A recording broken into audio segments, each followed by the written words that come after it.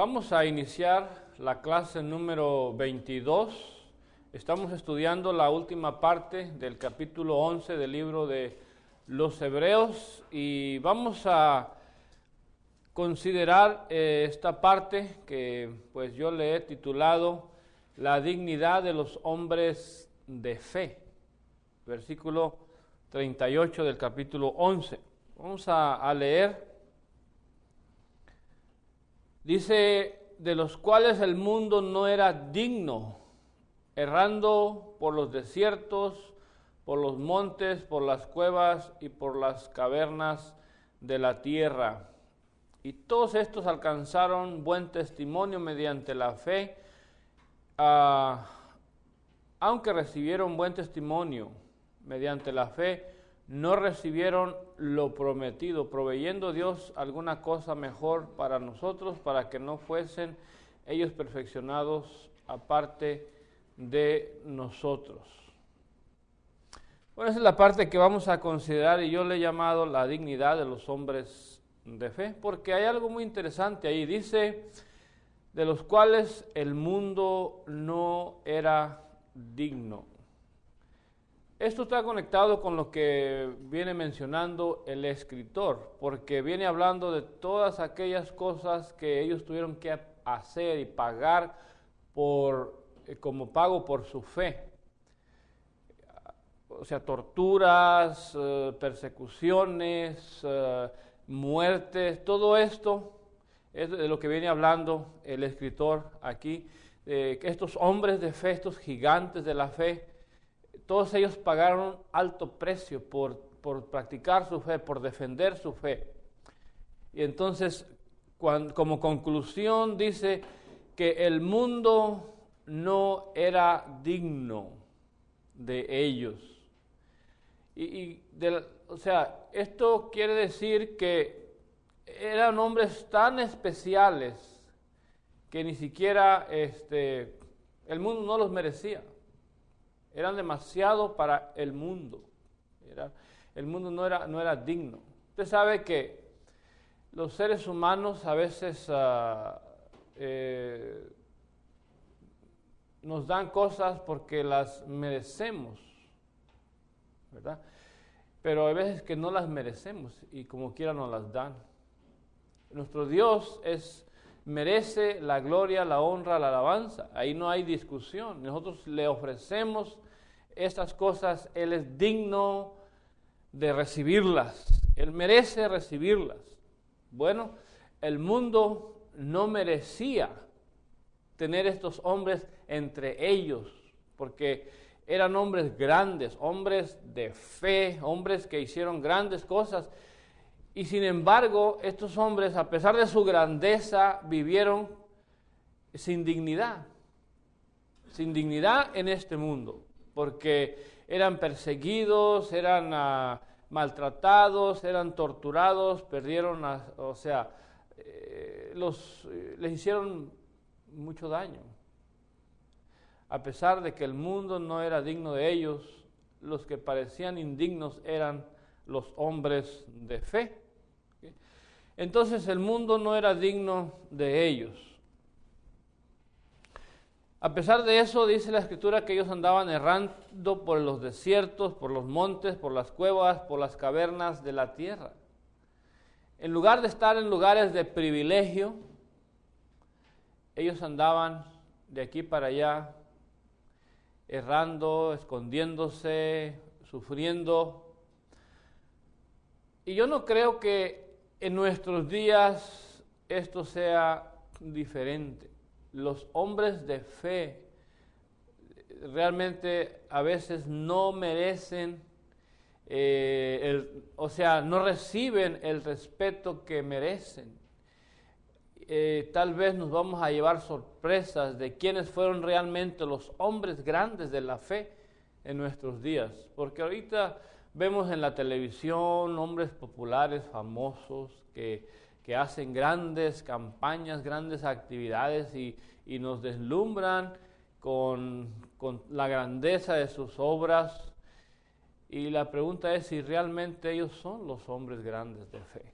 porque lo que dice aquí la Escritura, que los hombres grandes no vivieron con esa dignidad que ellos merecían.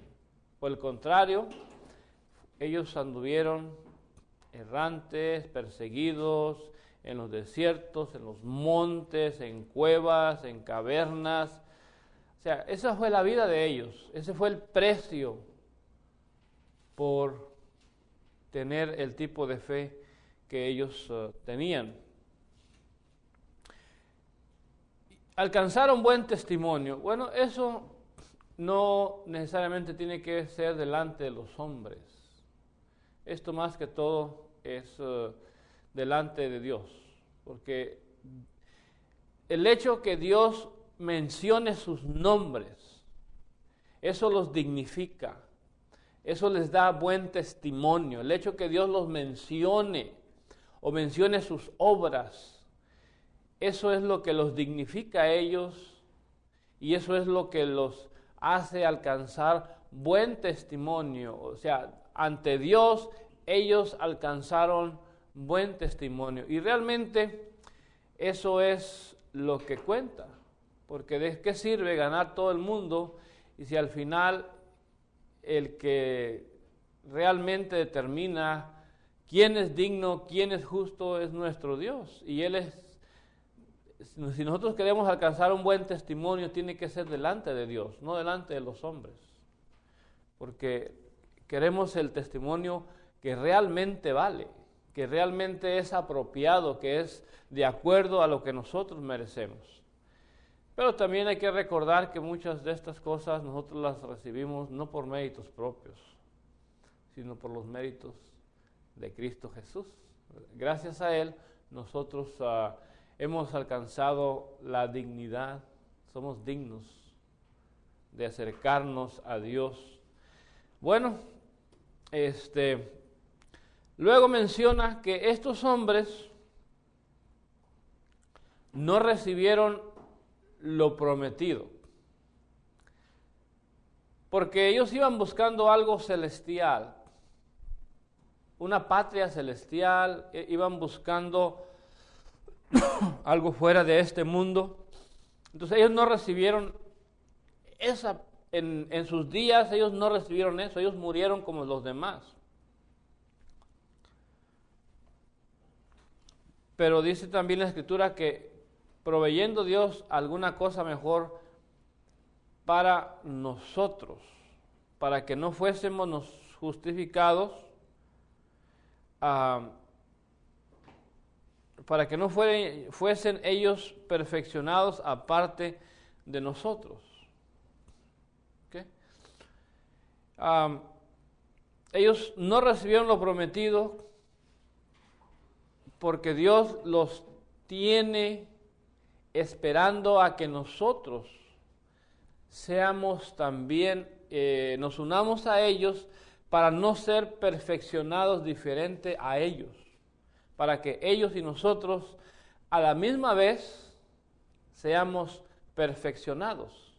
¿Okay? Eso es lo que dice la Escritura, y esto es uno de los argumentos, porque hay argumentos en cuanto a dónde están las personas que han muerto, y hay quienes dicen, no, pues están en el Hades, ¿verdad?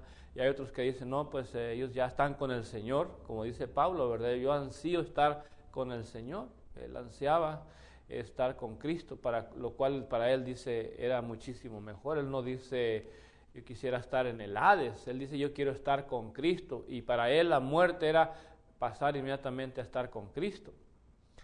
Bueno, pero hay pasajes como este que estamos aquí leyendo que nos dan una perspectiva diferente. Aquí dice que ellos no alcanzaron lo prometido, podríamos decir, no pasaron directamente a la ciudad celestial. ¿Para qué?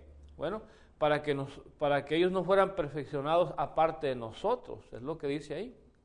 Entonces, si ellos están en un lugar esperando a que nosotros lleguemos a donde están ellos, esto tendría que ser el Hades, ¿verdad?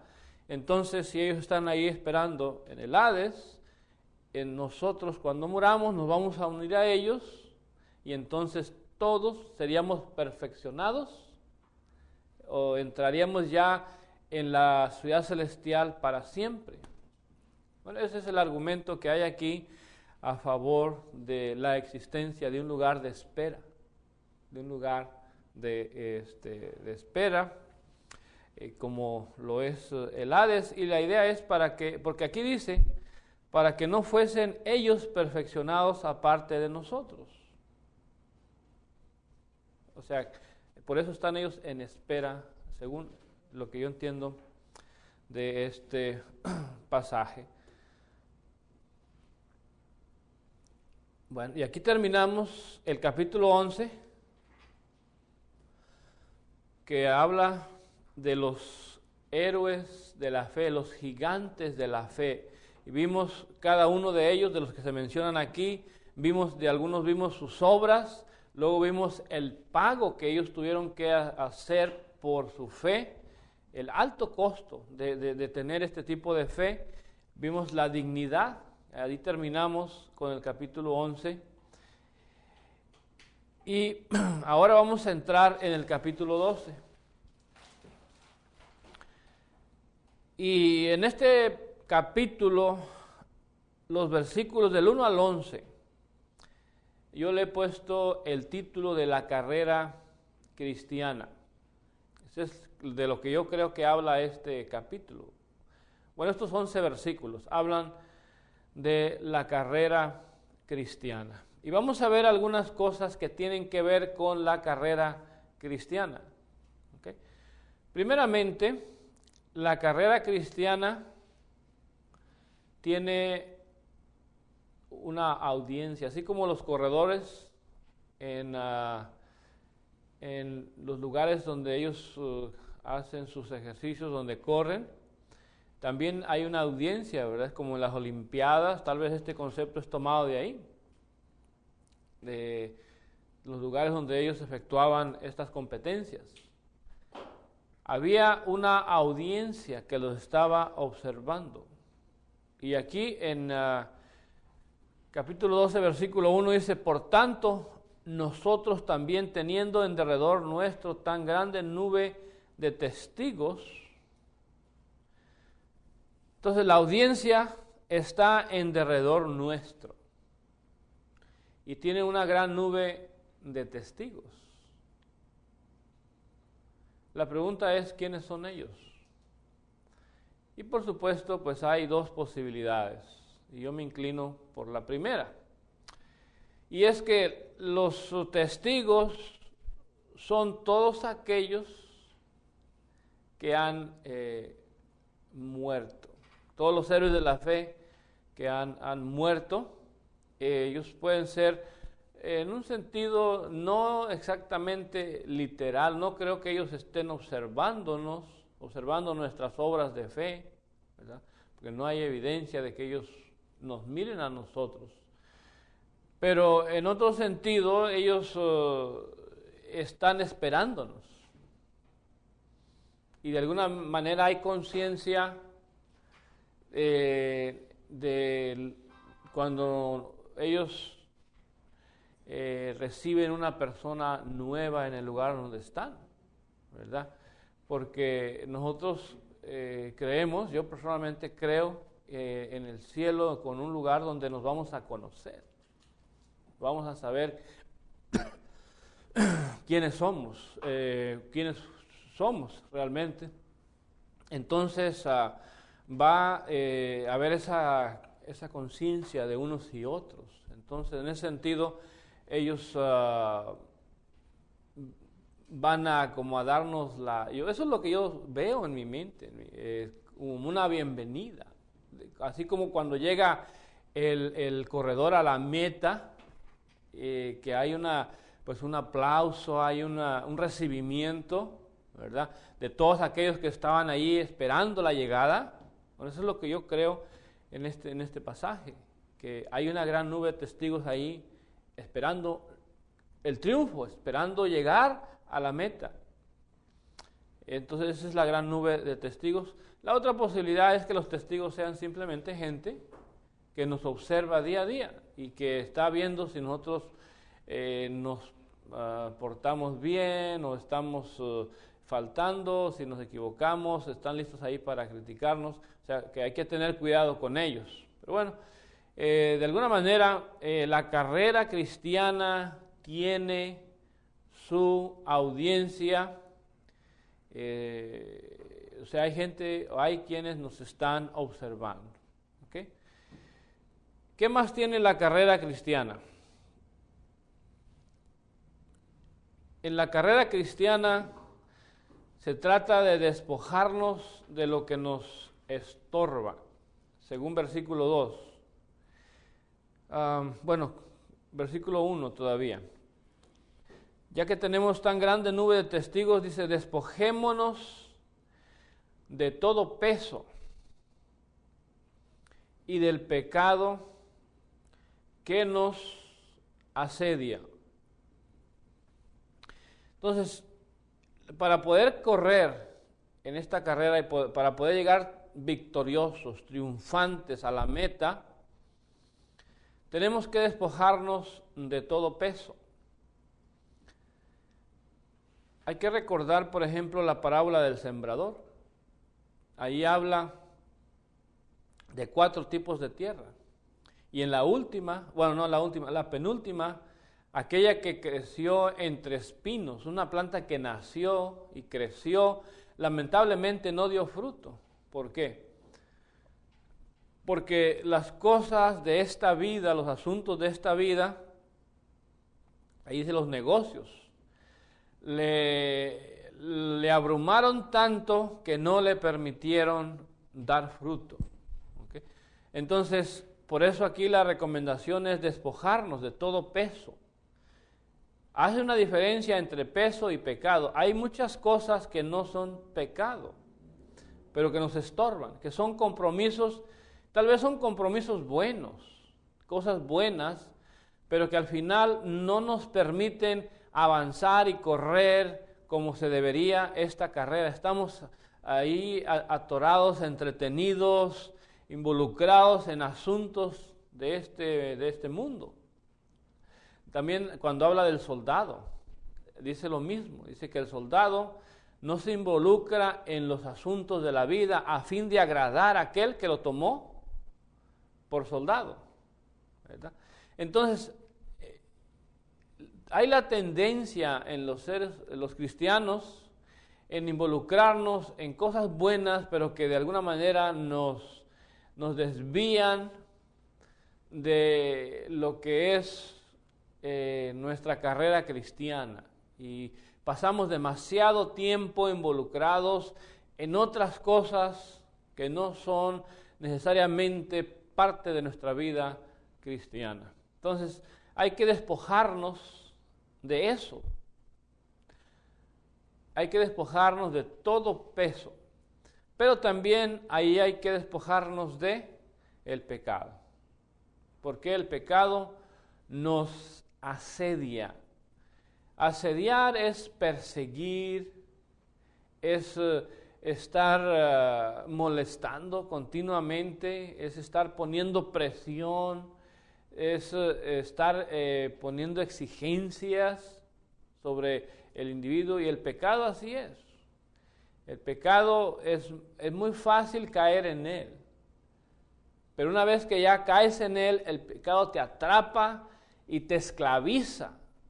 Cualquier pecado, por ejemplo, el que toma cerveza, puede ser que empiece tomándose una cervecita, 2, 3, en fiestecitas, y ahí va, ¿verdad? Y luego de repente está triste y pues se compra una botellita, y luego ya después cada semana hay un motivo para celebrar y empieza a comprar sus botellitas cada semana, y llega el momento en que empieza a perder control. Ya no, este próximo sábado ya no quiere tomar, pero ya ahora no puede dejar.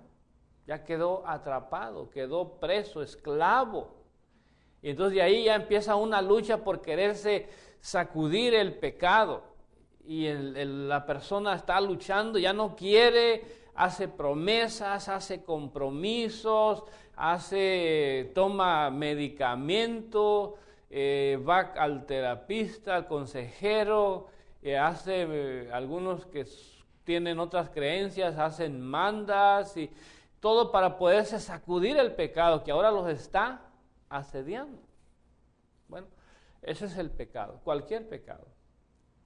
Entonces tenemos que tener cuidado y eso nos impide, eso sí que nos estorba correr la vida, caminar la vida o correr la carrera cristiana. Entonces, la carrera tiene una audiencia, pero también en esa carrera hay que despojarnos de lo que nos estorba.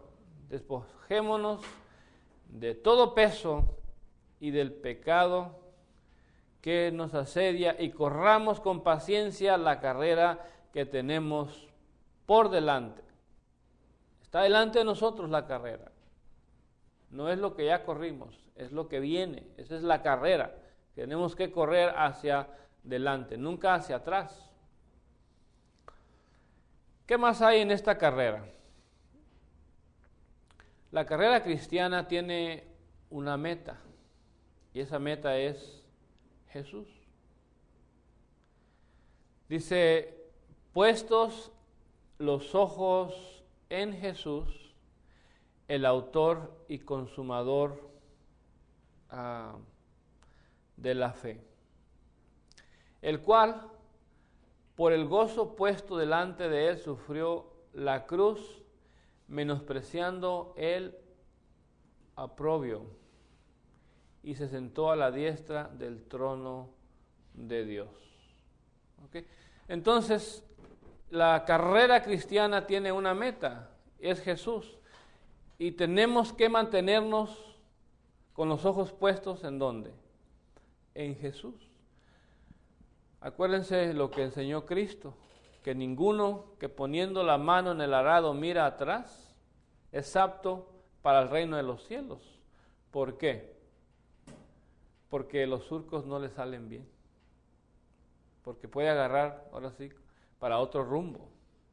¿Okay? Hay que recordar la historia de Pedro cuando quiso caminar sobre el agua. Mientras de que él se mantuvo viendo a Jesús, pudo caminar en el agua. Sin embargo, cuando empezó a ver la tormenta, dejó de caminar y se hundió, porque dejó de poner sus ojos en Cristo Jesús. Nosotros tenemos que caminar puestos los ojos en Jesús. Pero ahí nos da algunas razones. Primero, porque Él es el autor y consumador de la fe. Dice la Escritura que en ningún otro hay salvación, porque no tenemos otro nombre bajo el cielo dado a los hombres en quien podamos ser salvos. Él es el único mediador entre Dios y los hombres, Jesucristo, hombre. Entonces, Él es el autor y consumador de la fe. La fe no existía en este sentido como lo enseñó Cristo. Por eso también en la segunda carta a Timoteo dice que Jesucristo sacó a luz la vida y la inmortalidad por medio del Evangelio. Esa es creación de Cristo Jesús. ¿Okay? También dice Romanos 1, 16 y 17 que el justo por la fe vivirá. Porque en el Evangelio la justicia de Dios se revela, mas el justo por la fe vivirá. Entonces en el Evangelio se revela la justicia que es por la fe. Ese es el Evangelio de Cristo que nos habla de la justificación a través de la fe. Entonces por eso Él es el autor y consumador de la fe. Él es el autor y el consumador. O sea, Él creó y llevó esos planes a la práctica para que nosotros pudiéramos adquirir esta nueva forma de servir a Dios. No conforme al Antiguo Testamento, porque en el Antiguo Testamento la ley decía, el que hace estas cosas vivirá por ellas. En el Nuevo Testamento la enseñanza es, el que cree en Cristo vivirá, mas el que no cree será condenado, ¿verdad? Entonces, Cristo es el autor y consumador de la fe. Por eso nosotros tenemos que mantener nuestros ojos puestos en Cristo Jesús. La otra cosa es que Él sufrió la cruz con gozo. Y este es un ejemplo para nosotros. Dice, el cual por el gozo puesto delante de Él sufrió la cruz.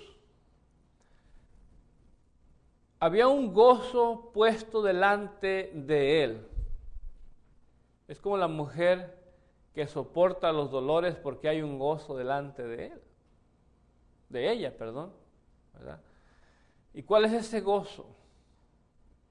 El nacimiento de un bebé, ¿verdad? Bueno, Cristo sufrió tremendamente, pero por un gozo que iba a venir. Y ese gozo era precisamente eso, dar a luz la vida, la inmortalidad y consumar la fe. Cuando Él está en la cruz, dijo, consumado es. El plan para redimir al hombre del pecado había concluido. Ahora solamente faltaba predicarlo a los seres humanos para que ellos obedecieran y vinieran a ser parte de esta fe nueva que enseñó nuestro Señor Jesucristo. Entonces, Él sufrió la cruz, pero la sufrió porque tenía un gozo puesto delante de Él. Y es que eso es lo que nos puede ayudar a nosotros a seguir adelante. No olvidar que tenemos un gozo puesto delante de nosotros. Yo creo que hay muchas cosas que podemos gozar en nuestros días, pero van a venir días difíciles. Días donde, como dice el escritor Eclesiastés, van a venir los días malos en los cuales nosotros vamos a decir no tengo en ellos contentamiento. Entonces, ¿qué es lo que nos va a sostener en esos días difíciles? El gozo puesto delante de nosotros. Así como Cristo pasó por el sufrimiento de la cruz porque veía el gozo delante de Él, así nosotros vamos a tener que pasar por esto viendo el gozo delante de nosotros. ¿Okay? Por eso tenemos que poner nuestros ojos en Cristo para aprender estas cosas de parte de Él. Él dice que menospreció el oprobio, menospreció la vergüenza. O sea, no consideró esto como un obstáculo, no consideró esto como una cosa que lo iba a detener. Él consideró, dijo, esto va a ser muy vergonzoso. No solamente iba a ser doloroso, iba a ser vergonzoso. El dolor y la vergüenza son dos cosas que casi en forma instintiva nosotros rechazamos. Queremos evitar todo lo que es doloroso y todo lo que es vergonzoso. Bueno, Cristo enfrentó lo doloroso y enfrentó lo vergonzoso, ¿pero por qué? Porque había un gozo delante de Él y eso es lo que nosotros tenemos que mirar. Y como consecuencia, dice que se sentó a la diestra del trono de Dios. Ahí está el gozo, pero esto no es todo, porque Él ya tenía eso. Él dejó eso para venir aquí a hacer una misión especial. Pero Él ahí regresa al trono, está a la diestra del trono de Dios, esperando que todos sus enemigos sean puestos por estrado de sus pies. Pero también ya vimos algo más en Hebreos, un poquito en el capítulo 4, o capítulo 2, perdón, dice que habiendo de llevar muchos hijos a la gloria, ¿verdad? Entonces, Él está ahí, pero está ahí porque va a llevar muchos hijos a la gloria. Y ese es el gozo. Ese es el gozo que Él tenía puesto delante de Él. También dice, considerar a aquel que sufrió tal contradicción de pecadores contra sí mismo, para que vuestro ánimo no se canse hasta desmayar. Jesucristo sufrió tremenda contradicción de pecadores.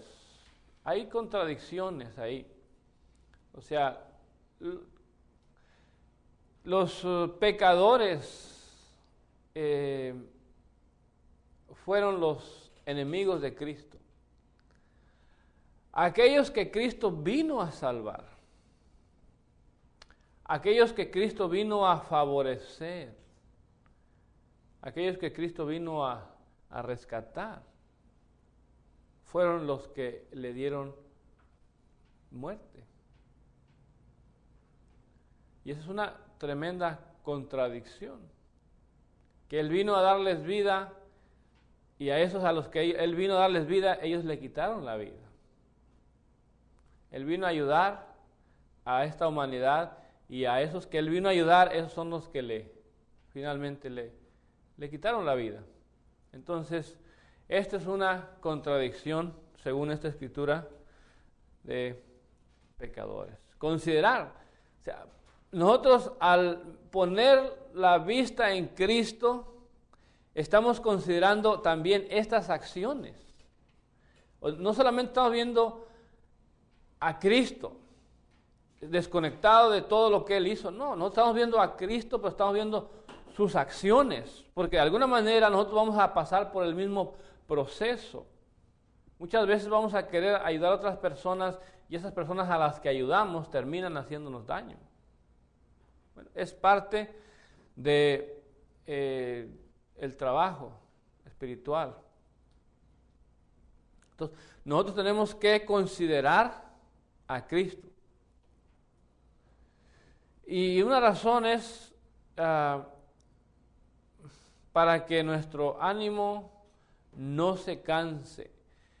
Entonces, ahí terminamos con la tercera cosa que nosotros ya vimos que tenemos una nube de testigos, vimos que hay que despojarnos de algunas cosas que nos estorban.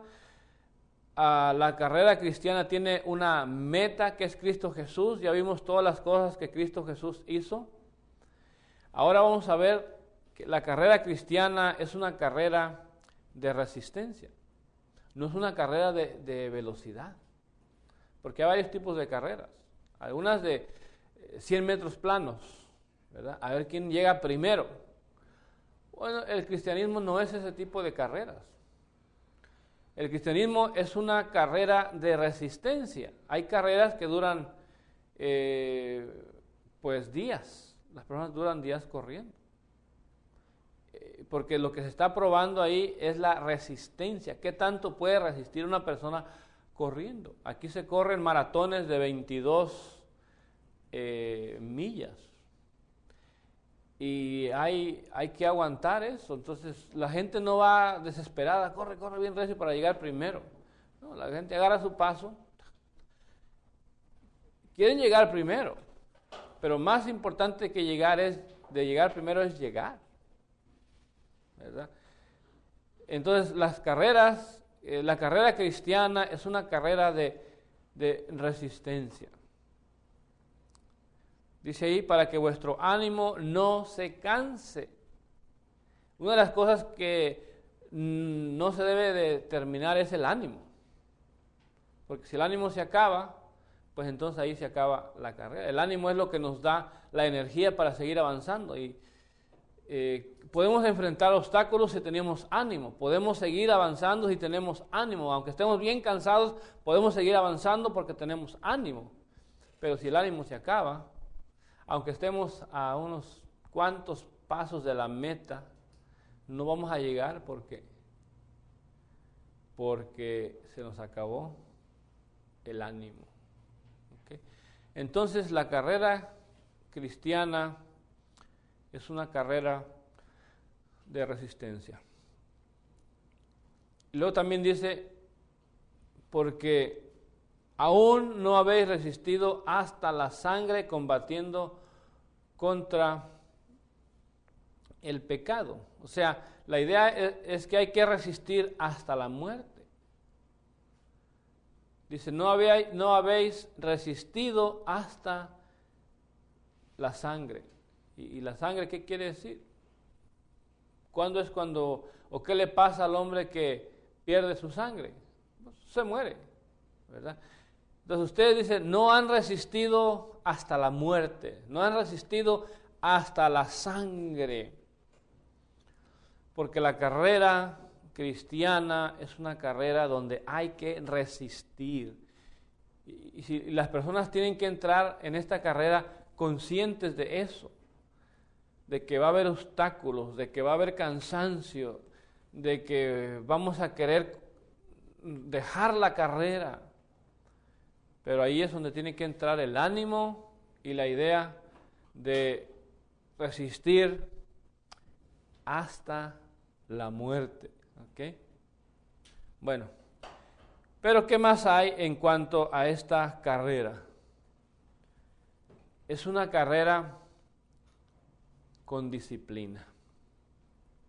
La carrera cristiana es una carrera con disciplina. Capítulo 12, versículos del 4 al 11. Ahí se nos habla de esa disciplina. Y la primera cosa que vemos allí en el versículo 4,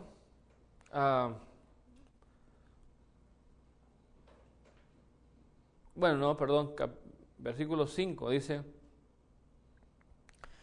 porque aún no habéis, dice versículo 5, y habéis ya olvidado la exhortación que como a hijos se os dirige, diciendo, hijo mío, no menosprecies la disciplina del Señor, ni desmayes cuando eres reprendido por Él. La primera cosa en cuanto a la disciplina de esta carrera es que es una disciplina que viene del Señor. ¿Ok? No es algo que nosotros mismos hacemos. El que nos disciplina en esta carrera, ¿quién es? Es el Señor. ¿Ok? Ahora, esa disciplina que el Señor nos da en esta carrera es una demostración de amor. Dice el versículo 6, porque el Señor al que ama, disciplina. ¿Okay? Entonces, la disciplina es una señal ¿de qué? De amor. ¿Okay? Él nos ama, por eso nos disciplina. Entonces, en esta carrera, Dios nos disciplina, pero nos disciplina por amor, porque nos ama. Dice, y azota a todo aquel que recibe por hijo. Y si soportáis la disciplina, Dios os trata como a hijos. O sea que nosotros tenemos que soportar la disciplina para ser tratados como hijos. Entonces, si no aguantamos la disciplina, no vamos a ser tratados como hijos. Por eso es tan importante la disciplina. Entonces, en esta carrera hay disciplina, viene el Señor, es por amor y es para que seamos tratados como hijos. Versículo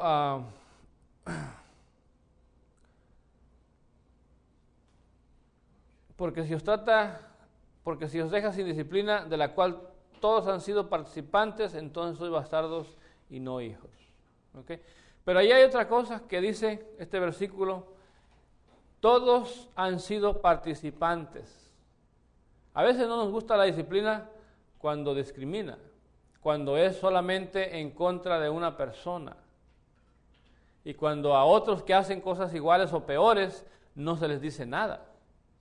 Pero en el caso de la disciplina del Señor, es pareja. Es la disciplina más justa que pueda existir en este mundo, la que viene del Señor. Eso no quiere decir que nosotros la vayamos a entender, la vayamos a comprender en su totalidad. Muchas veces nos va a parecer injusta. Jeremías se preguntaba, Señor, ¿por qué los malos prosperan? Bueno, es algo que Realmente a veces nos preguntamos los seres humanos, mira, este hombre hace lo malo, no va a la iglesia, no es cristiano y sin embargo le está yendo bastante bien. Bueno, y a veces los cristianos más fieles les pasan cosas, tragedias, y uno se pregunta, bueno, ¿por qué? Pero Dios es el que tiene esa respuesta. Él es el que sabe, porque a nosotros nos corresponde aceptar que la disciplina es pareja. Él no hace discriminación. Todos han sido participantes. Humanamente uno venera al que lo disciplina. Aunque te haya disciplinado con mucha fuerza, llega un momento en que lo empiezas a venerar. Sobre todo cuando llegas a la edad adulta. Empiezas a valorar lo que tus padres hicieron contigo. Bueno, es lo mismo con Dios. Un día vamos a venerar o agradecer esa disciplina que viene de parte de nuestro Dios. Pero aquí se compara la disciplina de los hombres con la disciplina de Dios. Y evidentemente la disciplina de Dios es superior. Porque dice que por otra parte, tuvimos a nuestros padres terrenales que nos disciplinaban y los venerábamos para que no, ¿por qué no obedecer mucho mejor al Padre de los Espíritus y viviremos? Aquella disciplina era para que fuéramos obedientes. Ahora, tenemos nosotros que recibir esta disciplina de parte de Dios para vivir. Si la soportamos, dice, vamos a vivir. Entonces, pero también dice, versículo 10 dice, y aquellos ciertamente por pocos días nos disciplinaban, mas como a ellos les parecía, pero para lo que nos es provechoso, para que participemos de su santidad. Entonces, la disciplina de Dios es superior, siempre es provechosa y es para que produzca santidad. Versículo 11 dice que en verdad ninguna disciplina al presente parece ser causa de gozo. Ninguna disciplina, ya sea la humana o la de Dios, en el momento no causa gozo. ¿Qué es lo que causa? Tristeza. Pero, dice,